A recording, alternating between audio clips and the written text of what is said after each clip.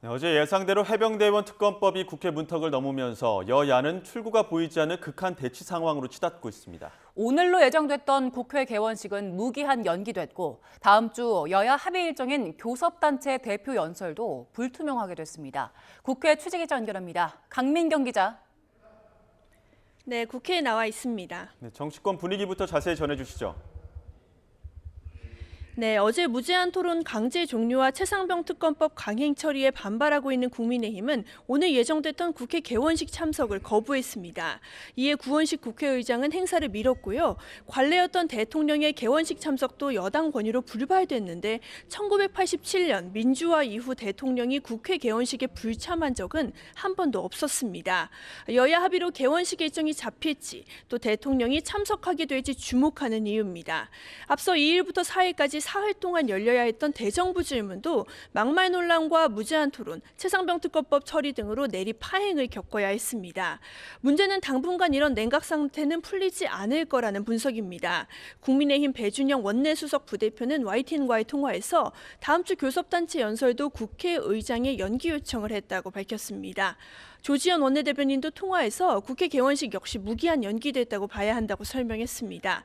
이렇게 강경한 입장은 야당 측도 만만치 않습니다. 민주당 핵심 관계자는 통화에서 냉전 상태를 풀어갈 고민도 하지 않는 단계라고 선을 그었습니다. 이어 서로 파트너로서의 존재도 인정하지 않는 단계라며 현실적으로 어떻게 야당이 여당을 품고 협치를 하겠느냐고 날을 세웠습니다. 민주당은 쟁점 법안인 이른바 방송사법과 김건희 여사 특검법, 검사 탄핵안 등을 7월 임시국회에서 추가로 통과시키겠다고 벼르고 있는데요. 대치 전국이 더 길어질 거란 전망이 나오는 이유입니다. 이에 따라 국회 개원식이 임기 48일 만인 7월 16일로 가장 늦었던 지난 21대 국회의 기록을 뛰어넘어 최장 지연 기록이란 오명을 남길 수도 있다는 우려도 나옵니다. 네, 일단은 국회 문턱을 넘은 최상병 특검법의 전망도 알아보겠습니다. 윤석열 대통령이 거부권, 즉 제2요구권 행사를 해야 한다는 게 여당의 주장이죠? 그렇습니다. 국민의힘 박준태 원내대변인은 오늘 아침 기자들과 만나 대통령께 제2요구권을 강하게 요청한다는 게 현재 여당의 입장이라고 설명했습니다. 변협 추천 과정 없이 민주당과 비교섭단체가 각각 1인씩 총 2인을 특검 후보로 추천하기로 하는 등 야당이 독소 조항을 더 강화해 제출했기 때문에 물러설 여지가 없다는 입장입니다. 정치권 안팎에서도 대통령 거부권이 행사될 거란 관측이 중론인데요. 이 경우 이탈표가 다시 쟁점이 됩니다.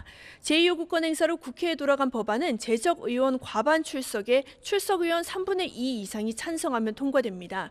300명 전원이 출석한다고 가정하면 108석을 가진 여당은 이탈표 8표를 막기 위한 단속에 들어가야 합니다. 당내에서는 이미 안철수 의원이 찬성 의사를 밝힌 상황이지만 여당은 일단 안 의원 개인 의견에 불과하다며 추가 이탈표는 없을 거라고 보고 있습니다.